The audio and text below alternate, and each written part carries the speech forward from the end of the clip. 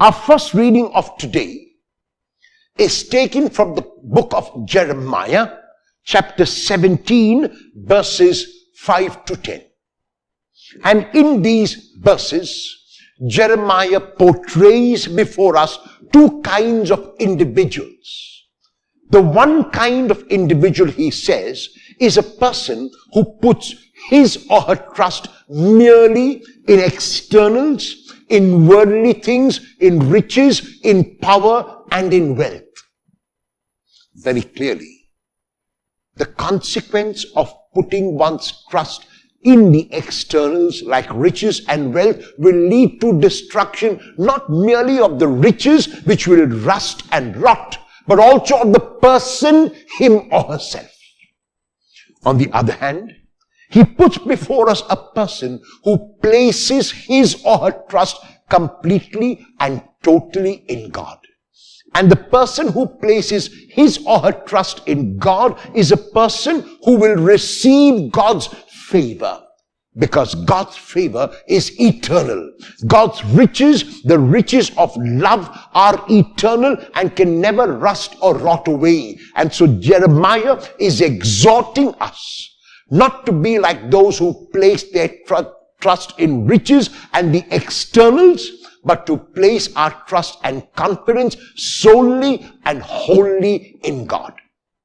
In the gospel text of today, which is taken from the Gospel of Luke chapter 16, verses 19 to 31, Jesus tells a parable in which we see the consequences of placing our trust in riches and wealth and the consequence of placing our trust in God. He speaks about the rich man and Lazarus. There is only one parable which Jesus told in which a character is named. It is this parable, and the meaning of the name Lazarus, the name given to the poor man, is God helps. So Lazarus really receives God's help in the parable.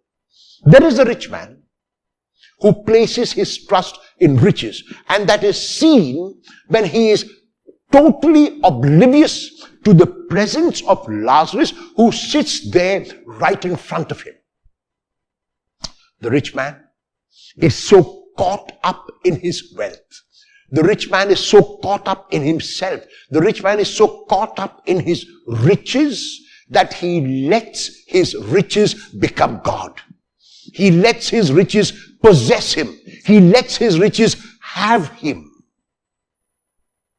Because the riches have become an end in themselves. He cannot see beyond his nose.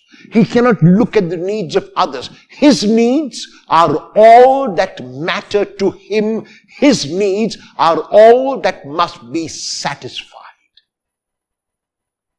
There is a poor man, Lazarus, who even wants to eat the scraps that fall from the rich man's table. Lazarus has put his trust in the Lord.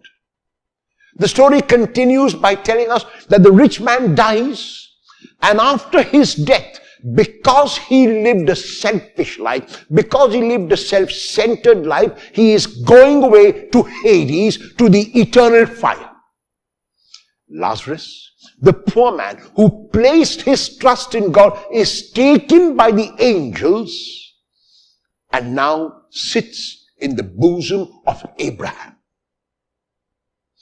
The rich man, while in Hades, while suffering now because his riches have rotted away, his gold has become rust, looks into heaven and sees Abraham and Lazarus, and once again now we realize that he actually knew who Lazarus was. He preferred not to know, because now he knows the name of Lazarus.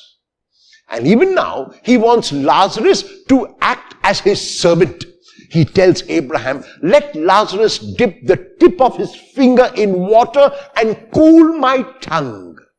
Even in Hades, Even in the eternal fire, he has not learned to be selfless. He is still selfish and thinks only of his own needs and continues to regard Lazarus as his messenger boy and as his servant. Of course, this cannot be done, and Abraham tells him that in no uncertain terms. The person responds, the rich man responds by asking Abraham now. An iota of selflessness creeps into him when he says that he wants Lazarus to go and warn his brothers who are still alive and who still live as if their riches are God, who still live as if their riches are an end in themselves, to warn them not to do what he did. Abraham responds by saying that they have been given instructions, that the prophets have spoken, that the word of God has been revealed to them. He continues by saying, no, Father Abraham, but if someone should go back from the dead, and there is a reference here to the Lord's resurrection, his brothers will believe. Abraham responds by saying, for those who believe, no proof is necessary. For those who do not believe, no proof is sufficient. Are you one who needs proof to believe? Or has all the proof that you need already been given in Jesus?